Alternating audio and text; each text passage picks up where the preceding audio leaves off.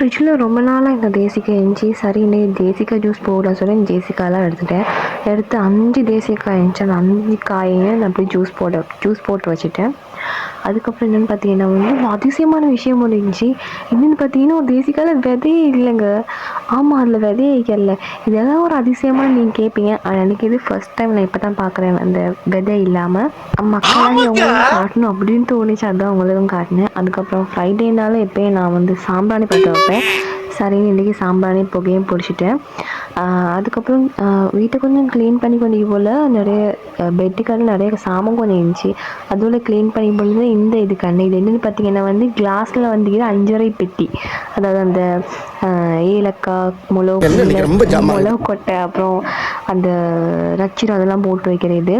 அதெல்லாம் நான் நேற்றே கழுவி வச்சுட்டேன். ஆனால் இன்றைக்கி தொடச்சி வச்சிடுறேன். இன்னொரு நாளைக்கு நான் அது வந்து ஃபில் பண்ணி வீடியோ போடுறேன், அதை மறக்காமல் பாருங்கள். இதெல்லாம் எடுத்து வச்சு ஒரு 5 மாதம் கிட்ட ஆகுது. என்ன நான் யூஸ் பண்ணவே இல்லை. இதை அப்புறம் பார்த்துக்கலான்னு இப்போ கொஞ்சம் கொஞ்சமாக வீடை க்ளீன் பண்ணும்போது ஒரு சாமானமாக வந்துச்சு.